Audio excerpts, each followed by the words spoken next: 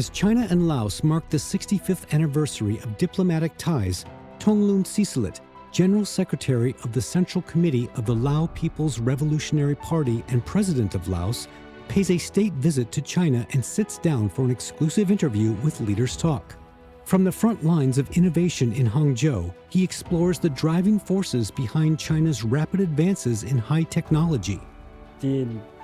แม่นถือการพัฒนาทางด้านเทคโนโลยีทันสมัยหรือว่า AI นี่หรือว่าเศรษฐกิจดิจิทัลนี่เป็นข้อกระแจของการพัฒนาประเทศของตนอันนี้เป็นบทเรียนที่ดีให้แก่ลาว Praising the China-Laos Railway for transforming his country's development landscape, he says the railway has turned the aspirations of the Lao people into reality. เส้นทางรถไฟนี่เปลี่ยนทุกสิ่งคือว่าเปลี่ยนแปลงอย่างรอบด้านในใบหน้าใบของประเทศลาวประกอบส่วนเขาในการพัฒนาประเทศอย่างแท้จริง Looking ahead to the building of a China-Laos community with a shared future, he shares his vision and expectations for the next chapter of bilateral relations. แต่นี่ไปมุ่นเสื้อการร่วมมือหรือว่าการสร้างต่างสายพันธุ์การทูตระหว่างสองประเทศของพวกเฮานั้นจะสืบต่อไปเอิ้นว่าบรรยากาศที่ดีขึ้นบรรยากาศที่ดีขึ้นนักแน่นขึ้นเข้าสู่ล่วงลึกในระดับสูงขึ้นในทุกด้าน Leaders Talk coming up next.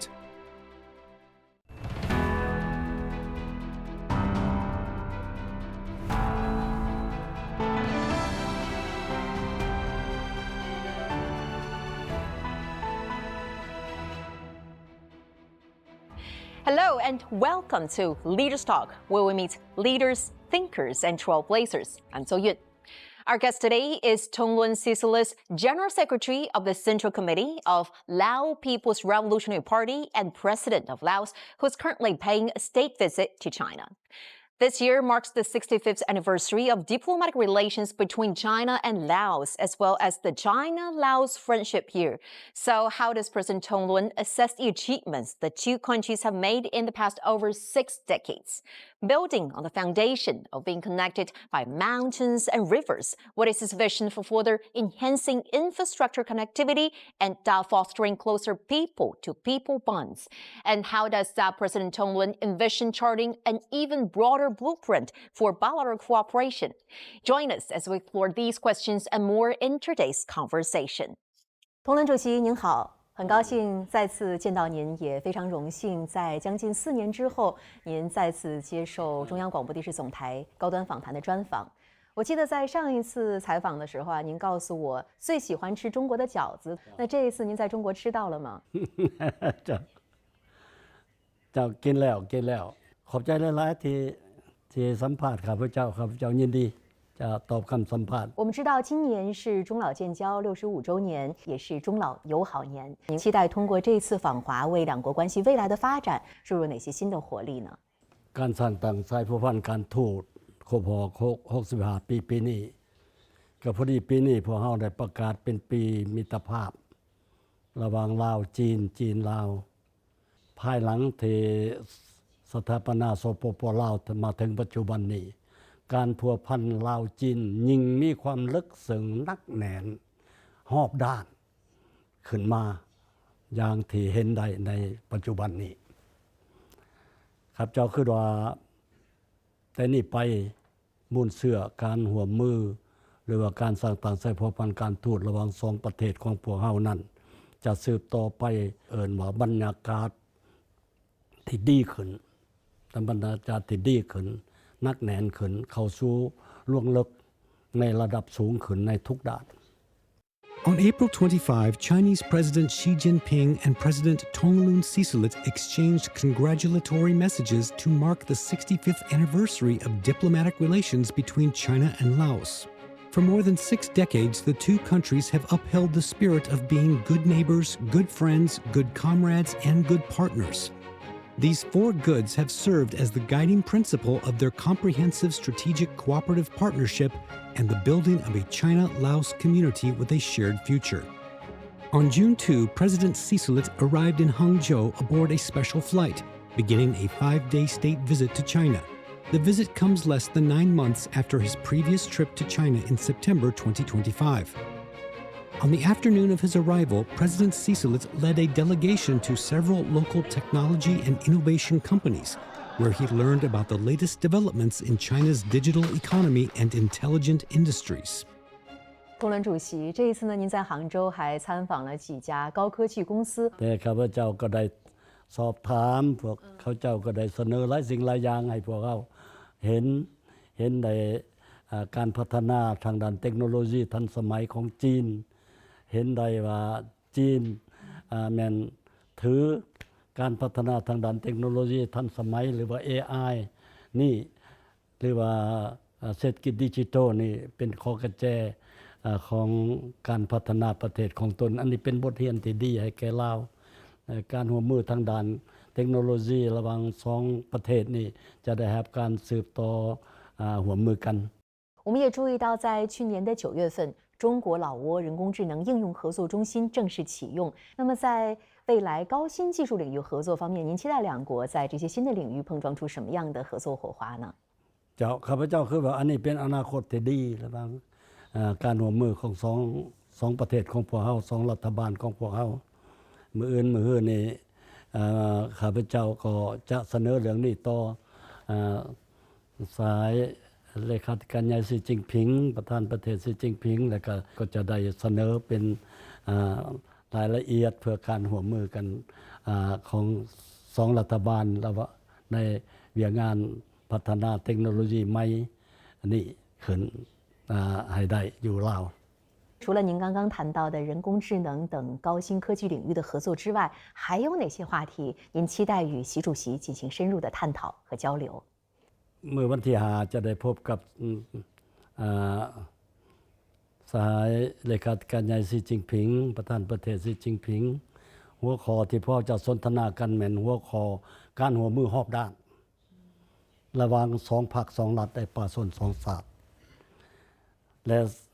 สิ่งที่พวกเราจะเว้ากันนั้นที่มีมาแล้วมูลเสื้อของมันมีมาแล้วเพราะเรามีคู่ร่วมยุทธศาสตร์มันคงยาวนานตามทฤษฎีแล้วมีความเป็นคู่ร่วมสัตกรรมนำกันแล้วแต่ว่าพวกเราจะได้ปรึกษาเรื่องกันควรยกขึ้นในระดับใหม่คือแนวใดให้สูงกว่าเก่าคือแนวใดให้แท้ถึงความเป็นจริงคือแนวใดให้เกิดผลคือแนวใดอันนั้นแม่นพวกเราจะสืบต่อมูลเสื้อหรือว่าสิ่งที่พวกเราได้ตกลงกันที่ผ่านมานั้นให้เข้าสู่ลงลึกให้เข้าสู่การพันขยายให้มันเป็นรูปธรรมให้หลายขึ้น就在几天前，习近平的文化情缘等纪录片在老挝起播，当时呢，您还专门向活动发了贺信。那么在您看来，习主席在治国理政方面的智慧和哲思有哪些内容让您的印象最为深刻？การบริหารประเทศการบริหารเวียงานที่ใหญ่หลวงของสายสีจิ้งผิงนั้นมันมีหลายสิ่งหลายอย่างที่พวกข้าพเจ้าประทับใจในความแข็งแรงในความมีวิสัยทัศน์อันกว้างไกลของเพิ่นและก็เป็นเสาค้ำให้แก่สันติภาพและความมั่นคงของโลกที่ความวุ่นวายอยู่ปัจจุบันนี้อันนี้สำคัญหลายพร้อมเดียวกันนั้นข้าพเจ้าได้อ่านได้ศึกษาความเอาใจใส่หรือว่าความสติปัญญาในทางด้านวัฒนธรรมของสายเลขาธิการใหญ่สีจิ้งผิงนี่ข้าพเจ้าประทับใจหลายจึงได้สงสารอวยพรมาถึงเพิ่นว่าการที่เพิ่นมีวิสัยทัศน์กับจิตใจของเพิ่นมีความเอาใจใส่อย่างเสมอต้นเสมอปลายทางด้านรักษามูลมรดกวัฒนธรรมของประเทศจีนของชนชาติจีนนั้นเป็นสิ่งที่หายากอวยพรให้เพิ่นสืบต่อเวียงานอันใหญ่หลวงและสำคัญนี้สืบต่อไปเพื่อประมวลมูลมรดกไว้ให้ประชาชนจีนในรุ่นนี้กับรุ่นต่อๆไปในอนาคตในการรักษาวัฒนธรรมอันดีงามและก็มูลเสื้ออันที่หายาก ของวัฒนธรรมศิลปะวัฒนธรรมของประเทศจีนของประชาชน您曾经读过跟习主席相关的书著作比如说习近平谈治国理政您有读过吗อันนาหัวใดที่เขาเจ้าสามารถแปลเป็นภาษาลาวออกมาได้ข้าพเจ้าพยายามอ่านหลายอ่านแต่เป็นภาษาลาวแต่ว่าเป็นภาษาลาวก็หลายแล้วหลายหัวหลายนิพนธ์ที่เพิ่นเขียนออกมาแล้วประทับใจหลายแล้วก็เรียนรู้ได้การบริหารประเทศของเพิ่นได้หลายสิ่งหลายอย่าง在您的眼中习主席是一位什么样的领导人呢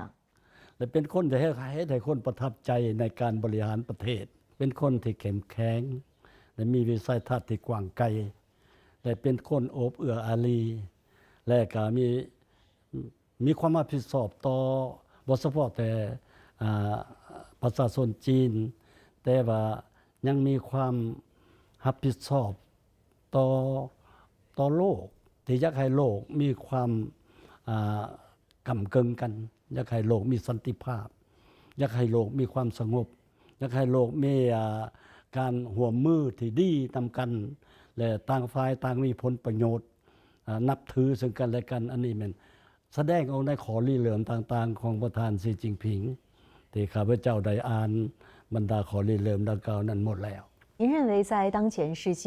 面临的众多的挑战包括单边主义抬头包括全球的治理面临一些困局的情况下习主席提出的4大全球倡议对于推动世界和平与发展有怎样的重要意义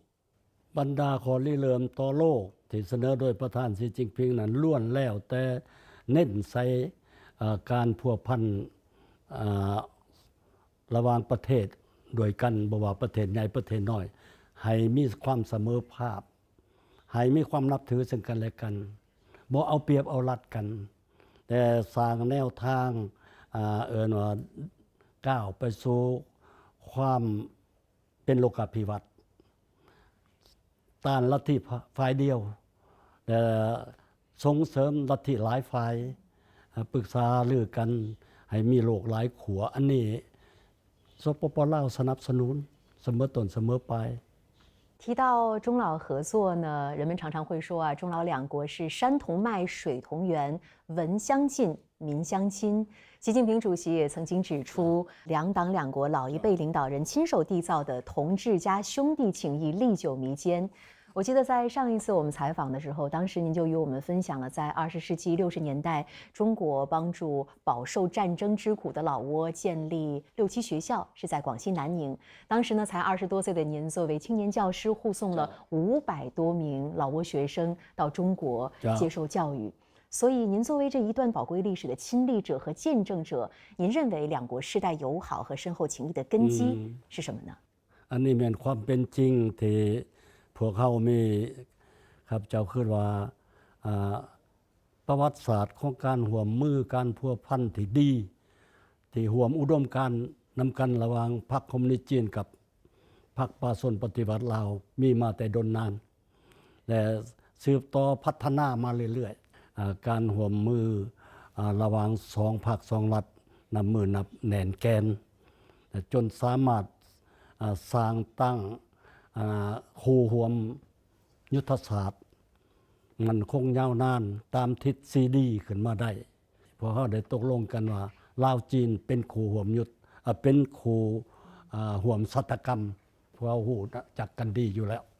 และจะช่วยให้2ประเทศของพวกเราเดินหน้าในการพัฒนาประเทศไปตามเส้นทางสังคมนิยม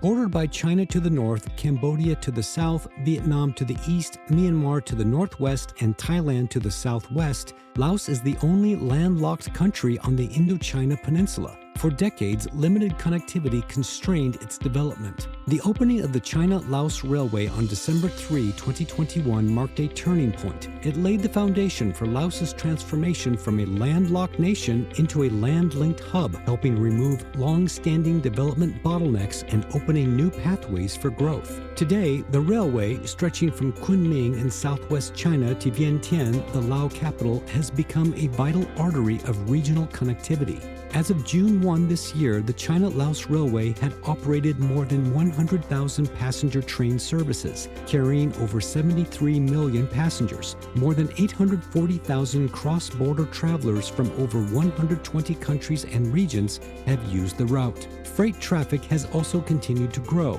with total cargo volume exceeding 84 million tons, including more than 19 million tons of cross-border goods. 谈到我们两国合作的一些具体的成果，就必须要说共建“一带一路”的标志性项目中老铁路。我记得在上次我们采访的时候呢，当时您就称这条铁路是金路银路，而且是老挝交通运输史上浓墨重彩的一笔。那现在铁路开通运行已经4年多的时间了，您认为这个项目为老挝以及周边区域的发展带来了怎样的变化？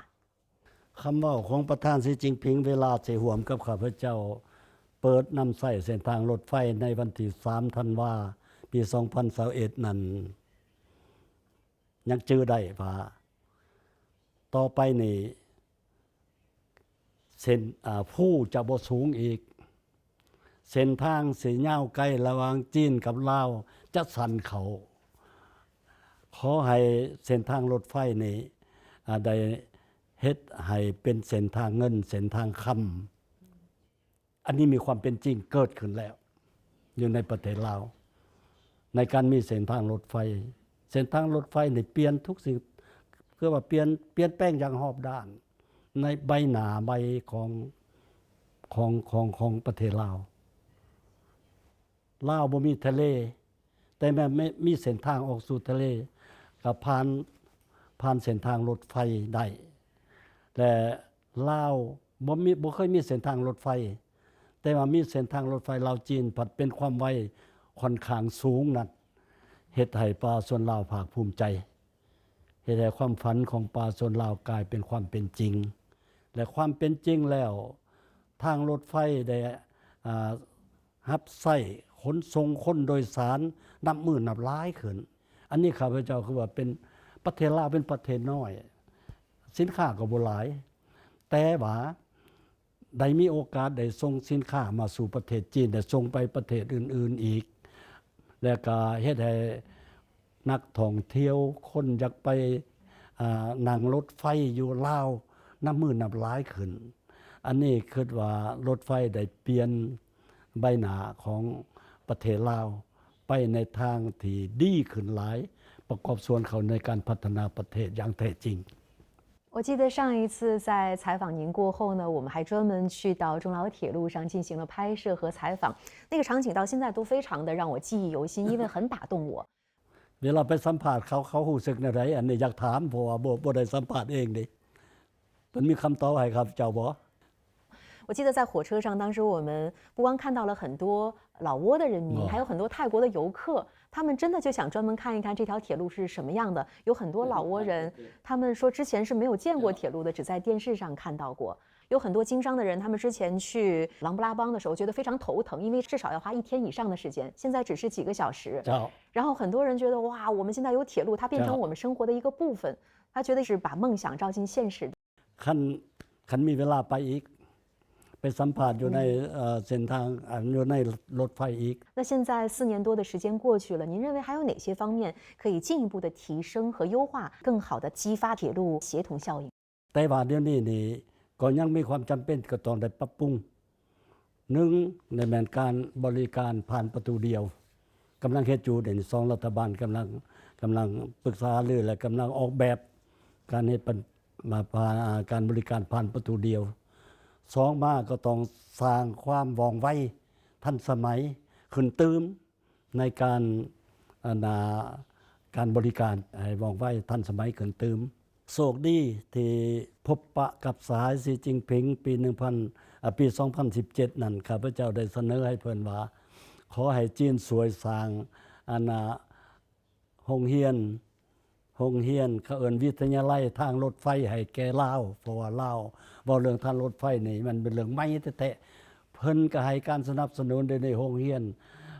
นั้นได้ดำเนินการศึกษาการบริการทางรถไฟการ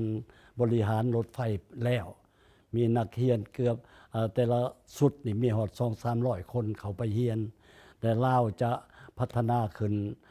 ด้วยตนเองและนอกจากนั้น พวกเฮาก็ต้องได้สืบต่อถ้าเป็นไปได้ในอนาคตอันนี้จะเป็นการสวยให้การบริการขนส่งการไปมาหาสู่หรือว่าการขนส่งสินค้าจะเฮ็ดให้ลาวมีทางออกที่หลายขึ้นในขอสะดวกในการเป็นประเทศแลนลิงจากแลนล็อกให้เป็นแลนลิงให้มันออกสู่ความเป็นจริงให้หลายขึ้น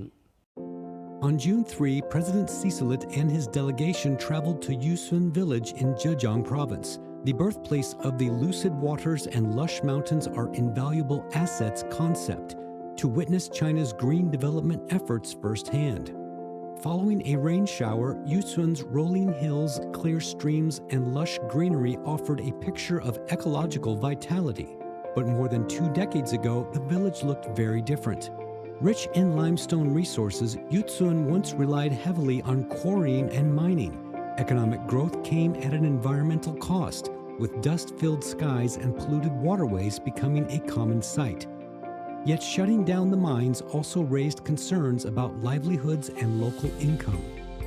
During a visit to Yusun on August 15, 2005, Xi Jinping, then Secretary of the Zhejiang Provincial Committee of the Communist Party of China, first articulated the concept that lucid waters and lush mountains are invaluable assets. Guided by this vision, Yusun embarked on ecological restoration and developed a low-carbon, sustainable, beautiful economy. Over the past 2 decades, the village has been transformed. Its development path, one that combines environmental protection, industrial vitality, and rising living standards, left a strong impression on President Sisolit, who stopped to photograph the iconic stone monument bearing the inscription, "Lucid waters and lush mountains are invaluable assets."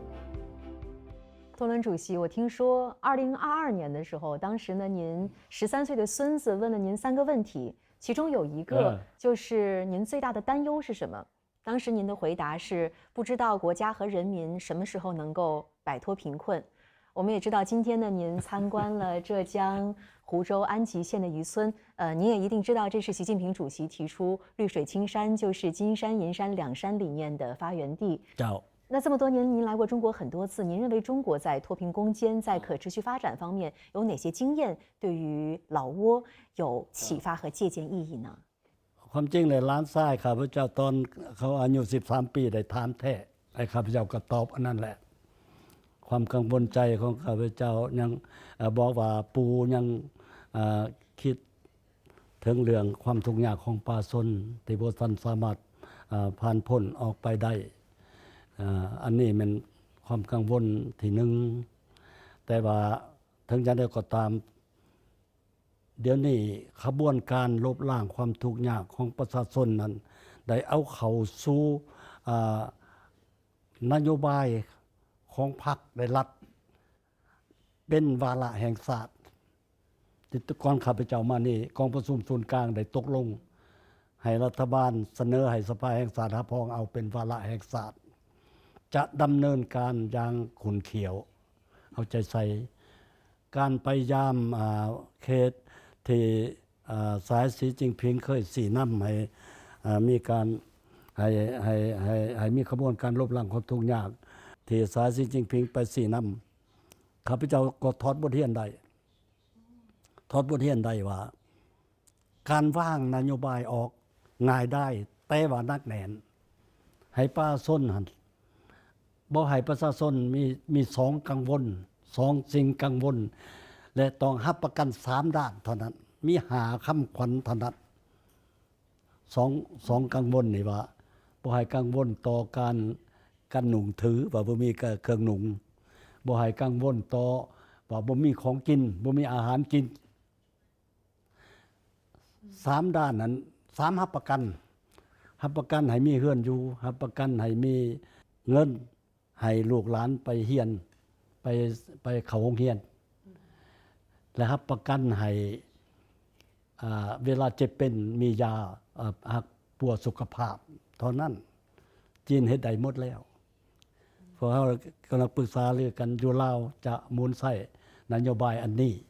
แต่กำลังเฮ็ดอยู่กำลังวางนโยบายออกอยู่สิเฮ็ดให้เป็นวาระแห่งชาติ แต่ว่าก็บ่ง่ายปานใดบ่ประเทศจีนมีกำลังแห้งหลายกว่าลาวการลงทุนต่อใช้ในการก่อสร้างพื้นฐานโครงหลังมันต้องใช้เวลามันต้องใช้ทุนหลายเมื่อเป็นนั้นก็ต้องค่อยเป็นค่อยไปแต่ว่ามีกำหนดไว้แล้วว่าฉลอง100 ปีของการสร้างต่างพรรคประชาชนปฏิวัติลาวปี 1955จะมีใบหน้าใหม่ประเทศลาวจะมีใบหน้าใหม่เวลานั้นความทุกข์ยากของประชาชนจะได้รับการแก้ไข东伦主席，我们知道今年是中国“15+5”和老挝第10个5年计划的开局之年。您如何看待两大规划同步开局对于构建中老命运共同体的重要意义？แน่นอนว่าการจัดตั้งปฏิวัติแผนพัฒนาเศรษฐกิจสังคม5 ปีพวกเขาบังเอิญได้ไปเคียงคู่กันในตามเวลาไปเคียงคู่กันเมื่อเป็นนั้นพวกเขาจะได้ปรึกษาหารือประสานงานกันอันใดมีบทเรียนที่ดีของจีนที่สามารถไปนำใช้ได้อยู่ลาวในการพัฒนาประเทศของตัวเองเฮ็ดให้การปฏิบัติแผน5 ปีครั้งที่10ของสปป.ลาวให้ได้รับการจัดตั้งปฏิบัติไปตามขาดหมายที่วางไว้ขาดหมายก็ค่อนข้างสูง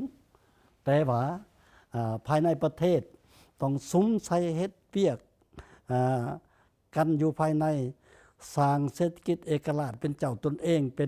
ป็นกำลังแห้งแต่ว่าแน่นอนว่าจีนก็ย่ำใดก็สืบต่อสนับสนุนช่วยเหลือพวกเขาอยู่แล้วทางด้านทุนห้อนทางด้านวิชาการทางด้านบทเรียนในการพัฒนาการจัดตั้งขยายแผนพัฒนาเศรษฐกิจสังคมมีบทเรียนหลายกว่าอยู่ลาวอยู่แล้วพวกเขาจะประสานงานกันช่วยเหลือซึ่งกันและกันอันนี้จะเป็นทิศทางต่อไปที่บ่เคยปะปล่อยสายจีนก็ย่ำใดก็เอาใจใส่เป็นห่วงเอาใจใส่ให้ความสำคัญให้ความการสนับสนุนอยู่ตลอดมา东伦主席非常感谢您再次接受我们的专访也非常感谢您与我们分享您的真知灼见。谢谢。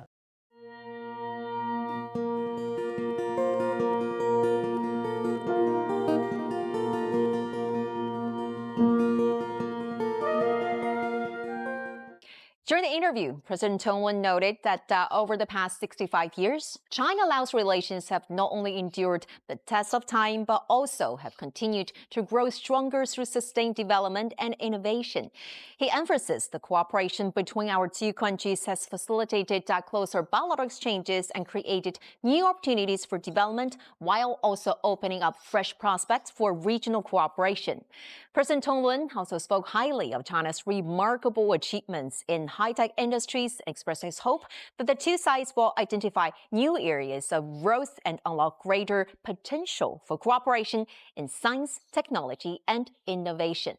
With that, we're going to wrap up this edition of Leaders Talk. I'm So Yun reporting from Hangzhou. Thank you for watching and see you next time.